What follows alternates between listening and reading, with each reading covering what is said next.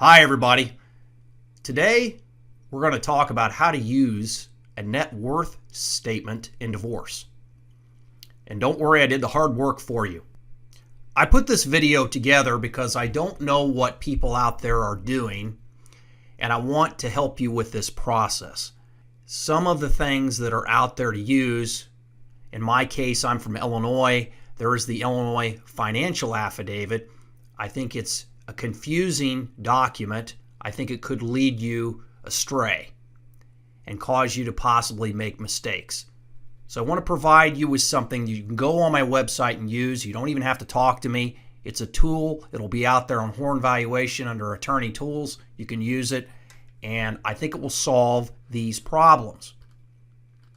It will protect your client first and foremost from losing assets, misplacing assets, misallocating assets, all kinds of things. It will allow you to organize your assets and liabilities, allocate them to the spouses, estimate income taxes, which is a very, very big part of what they will ultimately get. Many assets are not going to end up in their hands without tax consequences, certainly if you turn them into cash. Create a bridge between assets and liabilities and income and expenses. Income and expenses generally originate from assets and liabilities, not the other way around. So that's why we're starting here. Let's start with the net worth statement and create the bridge to income and expenses. You will seek out documents and ask questions once you use this process. It will force you to seek out more information. You will also find financial experts to quantify assets and liabilities that you don't have values for, particularly complex assets and liabilities, businesses, real estate, things like that. You will be considering liquidity risks to your client. Can you liquidate this asset, that is, turn it into cash?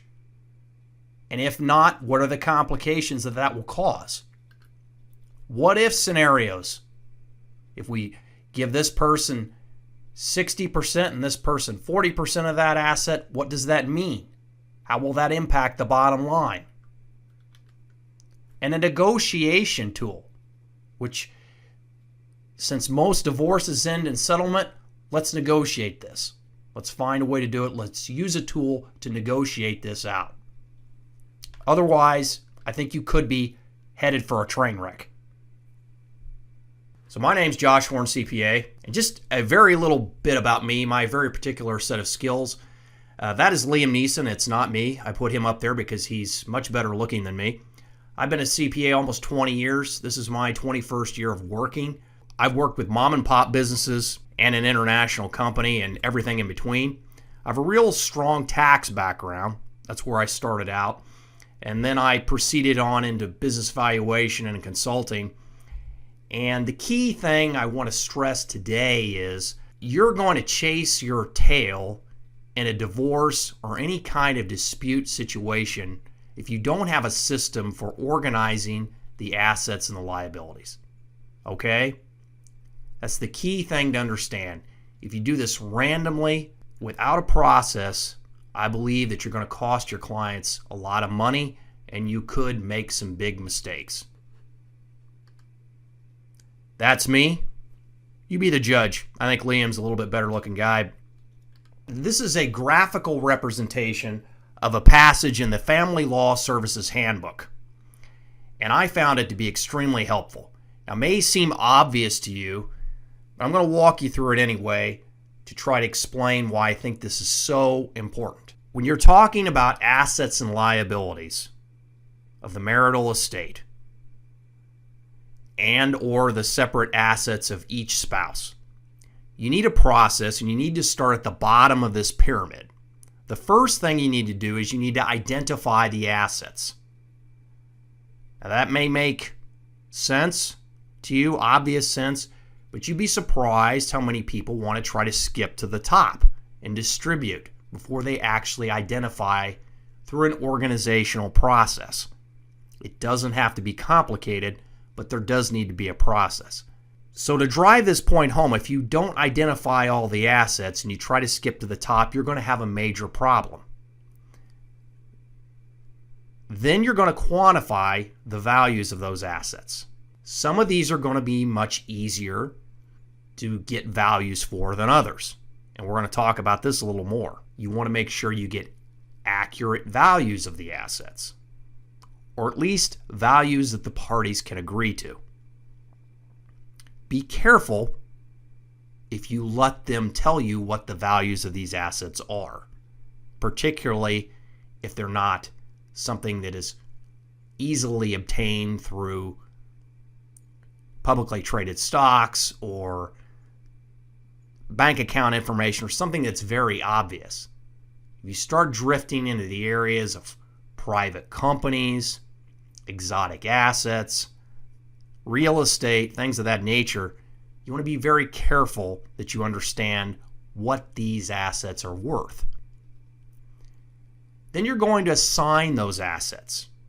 You're either going to be assets that are part of the individual's premarital property, or they're going to be part of the marital estate to be divided. And that's going to be the focus today. And then, of course, you're going to distribute those. So identify them, quantify them, assign them, and distribute them. This pyramid gives you a great way to think about this concept. Now, why do you need this? Let's take a look at the Illinois Financial Affidavit and why using this as your key guide and only guide might be a big problem. Now, this is what the Illinois Financial Affidavit looks like. What are some of the problems with the financial affidavit? Well, the first thing is that it has 6 out of the 9 pages dedicated to questions and income exclusively. It's very income-centric. I understand that income is a key part of support and maintenance. It's critical. However, I think the assets and liabilities piece get the short end of the stick in this form. And there's a lot of problems associated with that. So only 3 pages are dedicated to assets and liabilities. So here's 1, 2, 3. So as you go down through here,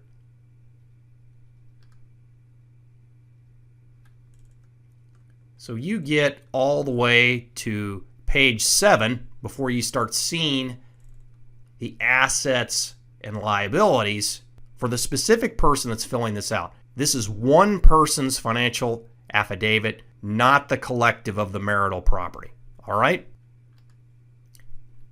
And that takes me to the next bullet point. It's for one spouse and not for the marital estate in total. I think that's going to present some problems, as we're going to see later. There's some mixing of apples and oranges here. And let me show you what I mean. Here on page 6, we have an amount owed and the monthly payment in the same section. Payments aren't liabilities. The liability is the total balance you owe, and the payment is what you're obligated to pay each month.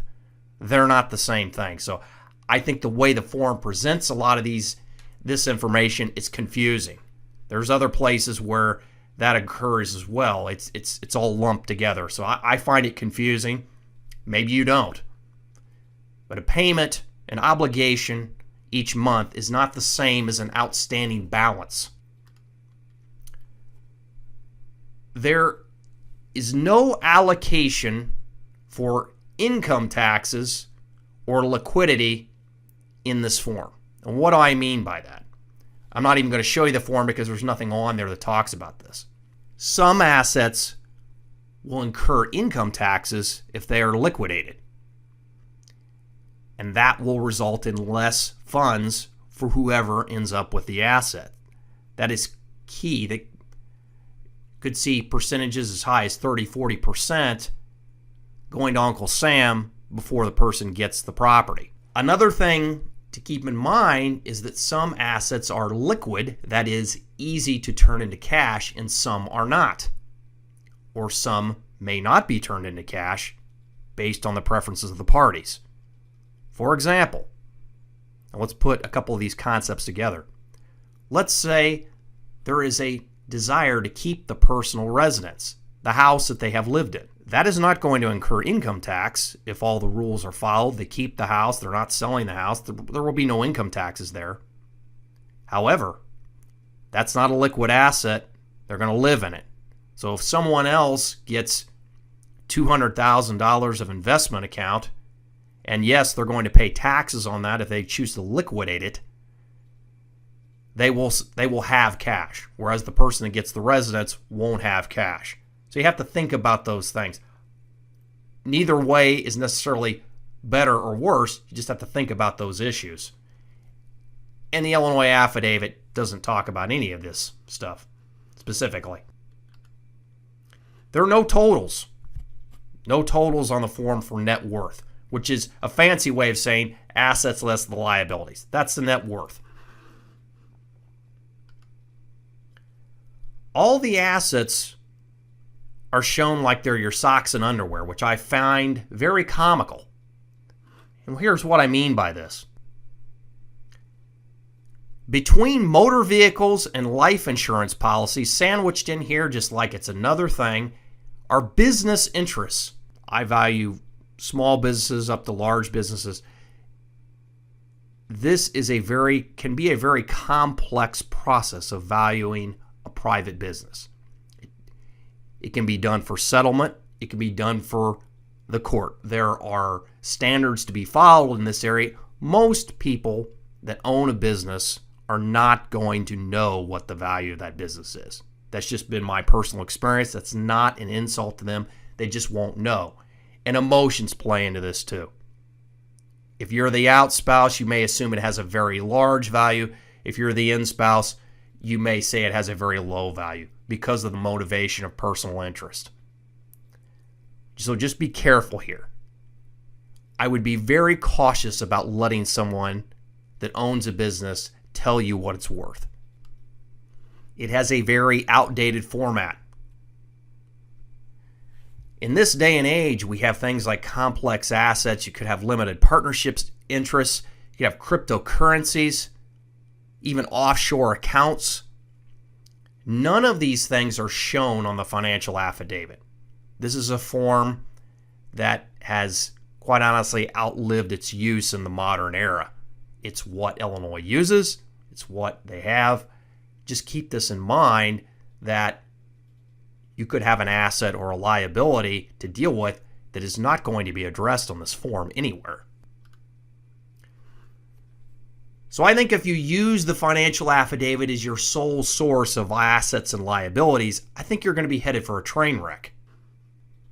Now let's take a look at the net worth tool that I made for you. You can find this on my website, hornvaluation.com, under Attorney Tools. So that's where I park all this stuff. If you need help on these things, feel free to take the resources off Attorney Tools on Horn Valuation and use them however you want, okay? Use them at your own risk if you don't call me. But again, use them. I think they can be very helpful. Starting on this sheet from right to left, here's the link for the Illinois Financial Affidavit. I'm in Illinois. Other people out there are in other states. This is what the link is to get to the financial affidavit that I just showed you. On this next tab, here's the format in spreadsheet form for the affidavit. I just constructed a few of the sections of the financial affidavit using the assets, the various types of assets, the debts is what they call it, instead of liabilities. Either one is fine, however you're comfortable, and just show the page on the financial affidavit for it, okay? For clarification, the way this worksheet is designed is that the orange boxes are input fields, and what I'll show you is on the gray boxes are the output fields that will be generated automatically. And this will make sense in a minute. So I took this format and cleaned it up and made it more useful for you. So here is an example of John and Jane Doe's net worth. So this is an example. I'm calling this HNW for high net worth, John and Jane Doe, depending on how you define high net worth. John and Jane Doe are millionaires on paper, okay? And so as you can see in these columns, this is FA for financial affidavit. Here's the descriptions in the financial affidavit, subdescriptions over here on this left side. So I use the same type of format, and then I just expanded over here to give it a little more clarity. So to make this easier to see, because there's a lot of information on this, what I'm going to do is I'm going to hide these columns here, and we're going to look at it in a little bit slimmed down format, okay?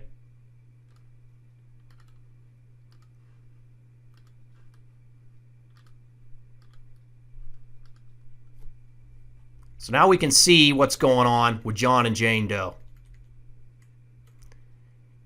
And again, the orange are input fields. The gray boxes over here are formulas. You shouldn't have to touch those if you don't want to. So what we're doing from left to right is identifying the assets at the top here, the owners, where they're held, the pre-tax balance or fair market value or death benefit, the date that you valued them, the associated tax rate with liquidation, if that applies. It will kick out taxes. It will kick out a value net of taxes.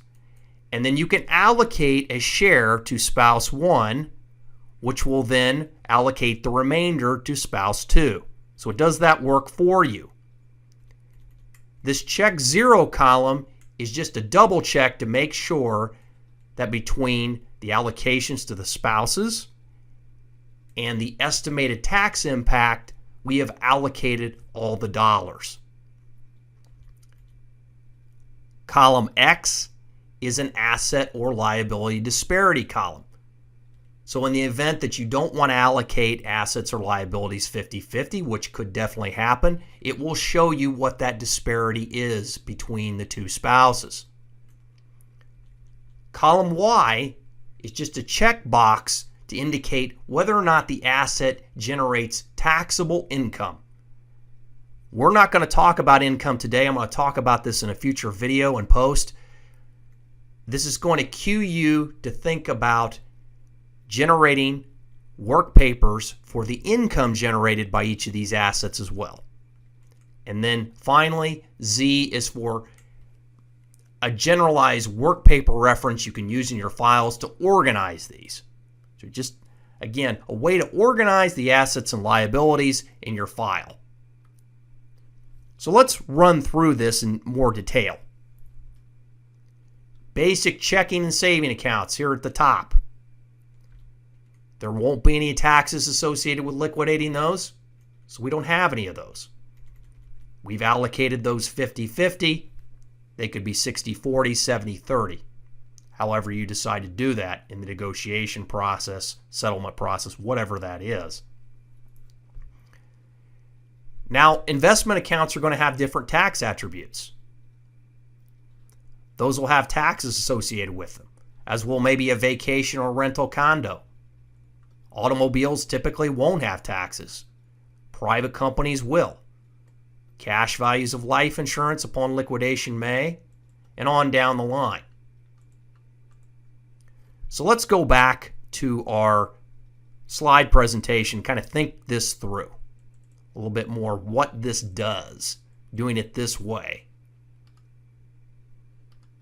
What will a net worth statement like I'm showing you here, what will this do? First and foremost, it's going to protect your client. which is something I'm sure you want to do. You don't want any oversights. You don't want to make a mistake. You want a process so then you can protect your client from a mistake, missing an asset, missing a liability. It's going to organize them. You can see they're well organized in this framework. Allocate them. It's going to allocate them. Let's go back here real quick and look at this. Remember, this percentage piece here is going to allocate to spouse 1, and then the difference is going to go to spouse 2. That's a formula there.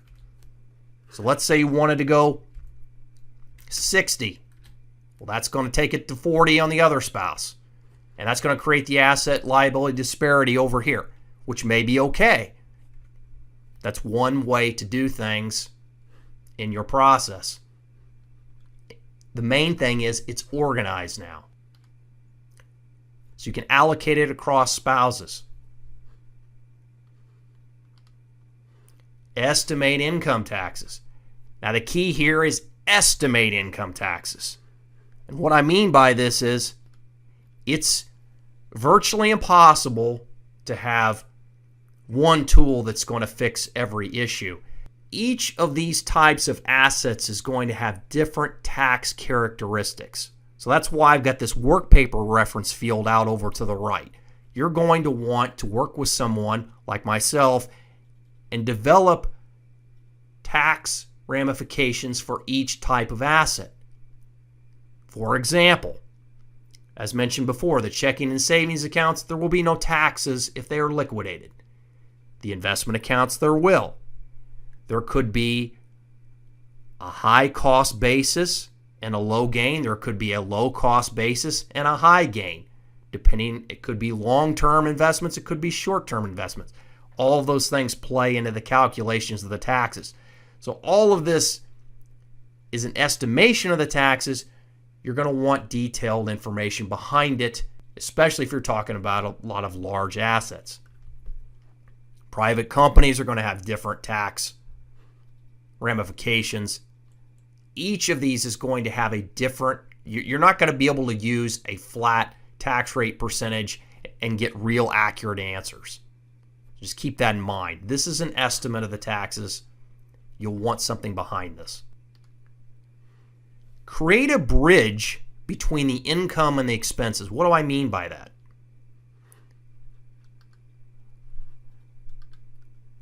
My philosophy on this is that the income is going to come from the assets. That's just bedrock truth. It's not my theory. It's just what typically happens. Income is derived from the assets. So you start here, go back to the tax returns, go back to this, and use a process. By using this, you're going to be able to create a bridge to the income, because you're going to put little X boxes in things that you know are generating income. You're going to look at the tax returns. You're going to look at other things that show that these assets are generating income. So it's going to create that bridge. This is going to force you to seek documentation and ask questions. When you sit down with your client, when you go through the documents, each one of these assets is going to force you to ask another question.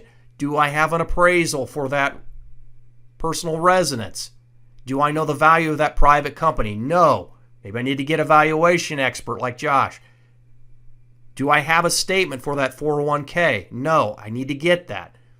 So it's going to force you to ask questions, get the documents in line, to be able to get your files organized and find out what's going on. This is going to encourage you to seek financial experts. Find these financial experts that can help you with these assets. Again, some of these assets are going to be very hard to value. The most obvious examples on this are the real estate and the private companies that John and Jane Doe each own individually. Those are not going to be things that are going to be easily found by any information that is publicly available. Okay? You're going to have to consider hiring experts to get appraisals for the real estate business valuations for the business interests because there could be a ton of money at stake there. Okay? Consider the liquidity risks. As I mentioned previously, the house, maybe it's going to be held. Maybe you have some investments in the marital estate that aren't easily liquidated. Maybe they have to be held for a certain amount of time. Maybe there are some stock options. Maybe they have to be held to a certain year or to a certain event, and they're not liquid. Something to keep in mind. What if scenarios? You can do all kinds of things with this. Spouse 1 is going to get the personal residence. Spouse 2 is going to get vacation home. Take a look at that. What does that look like? That results in a potential asset disparity of $190,000, depending on whether you calculated the taxes correctly. I put estimates in for the taxes.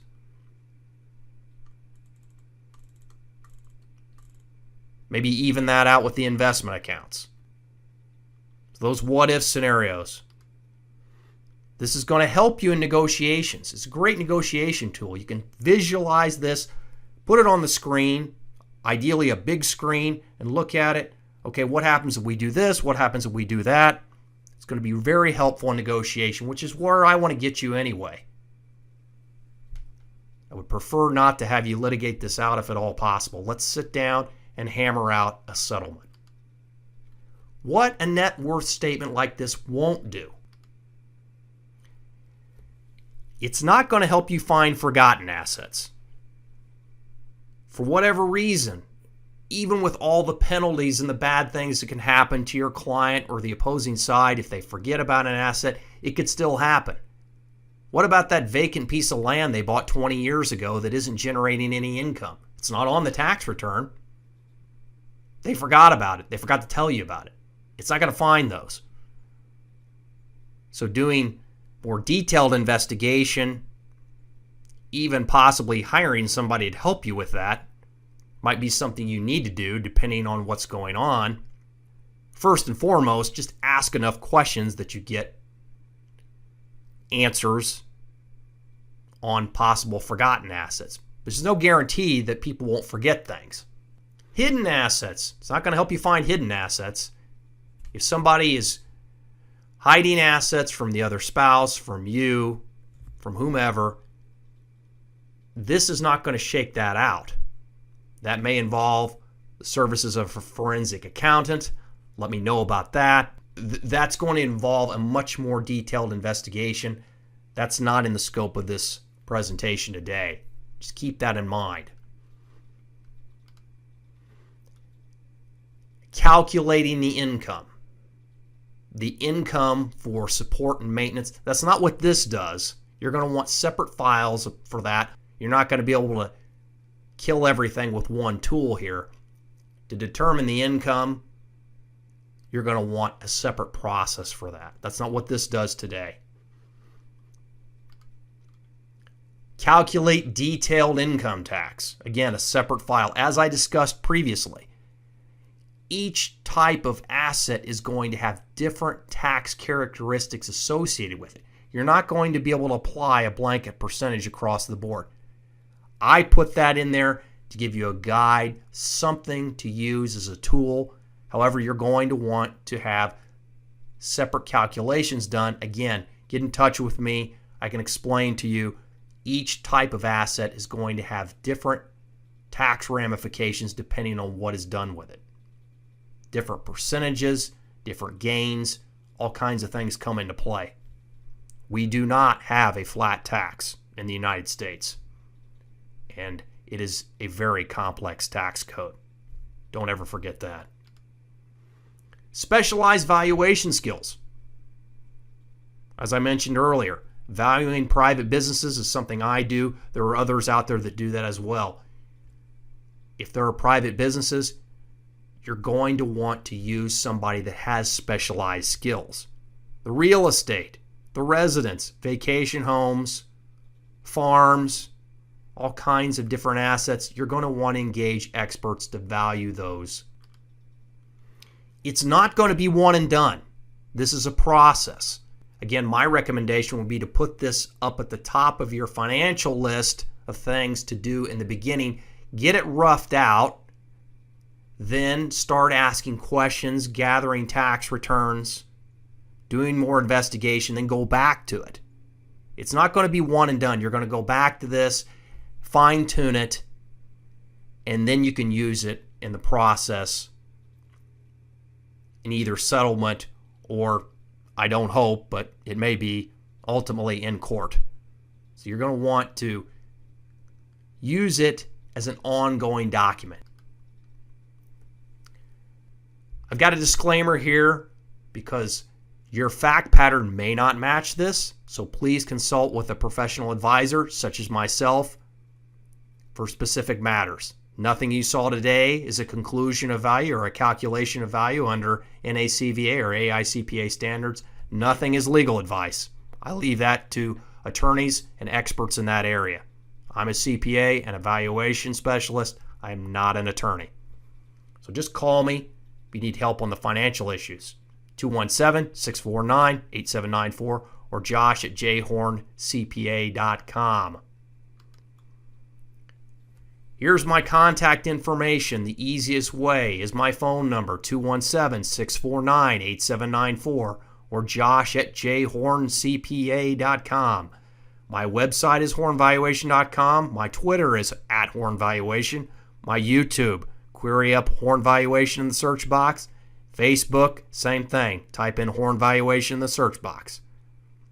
Any way you want to take a look and follow what I'm doing, get in touch with me, please do. If you have any questions about any of this information, I want to help you through this. This is tough stuff, especially if it's not something you do every day. I've had a great time today. Let me know if you need anything. Have a great day. This is Josh Horn of Horn Valuation. Bye-bye.